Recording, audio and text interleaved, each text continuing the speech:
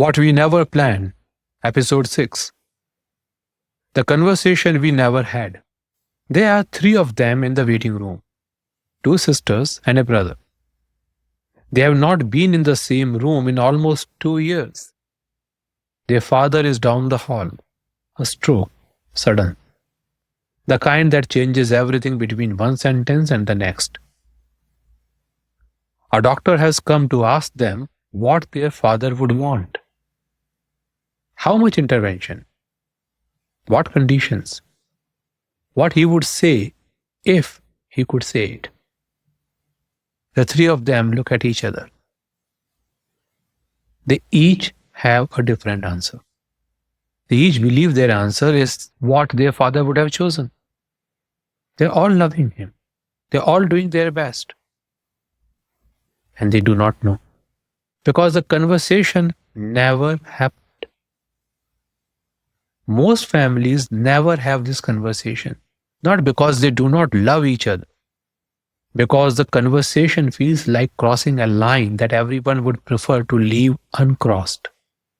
There is fear, particularly in adult children, that raising the subject will tell the parent something terrible. That I am asking about this because I am thinking about you leaving. That I am raising this because I am ready for you to leave. So the conversation gets postponed until later, until it feels right, until there is a better moment.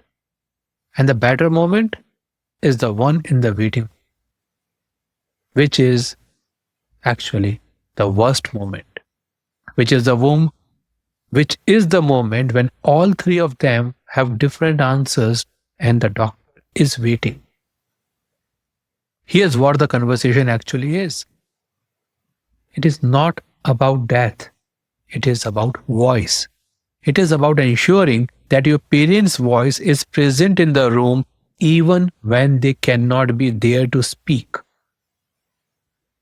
It is about naming one person who knows their wishes, who can be trusted to speak for them when speaking is not possible. It is about writing down, while there is still time to write, what they would choose in the moments they cannot choose. An advance directive is not a document about dying. It is a document about autonomy, about remaining oneself even at the edges of what oneself can control. What does the conversation protect? It protects the parent. It says your wishes matter. They will be honored. Even when you cannot speak them yourself. It protects the siblings.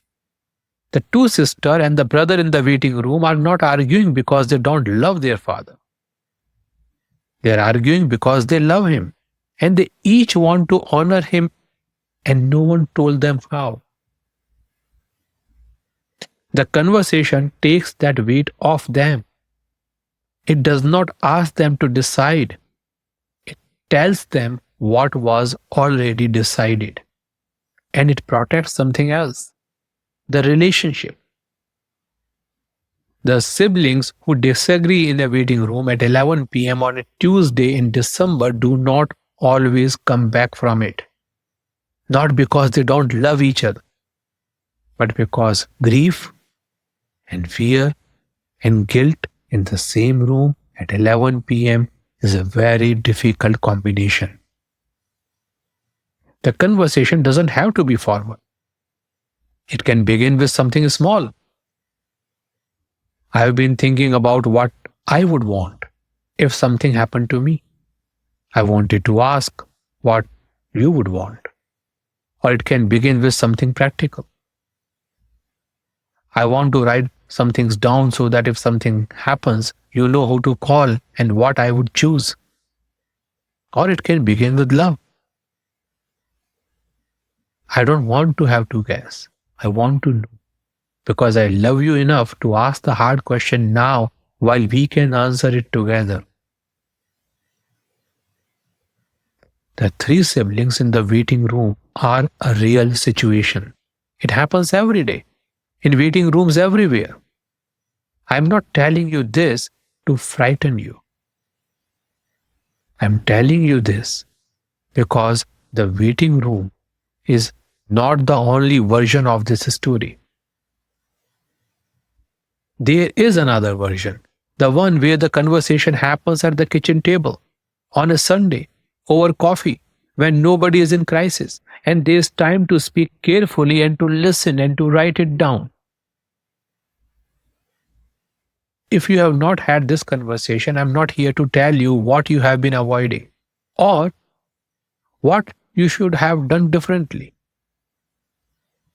I'm here to say that the conversation is not the one you are afraid of. It is not about losing. It is about knowing. It is about love at its most careful. The most loving thing is sometimes the hardest thing to begin. You still have time. You are not alone in this. This podcast is called What We Never Planned. This is the one we can.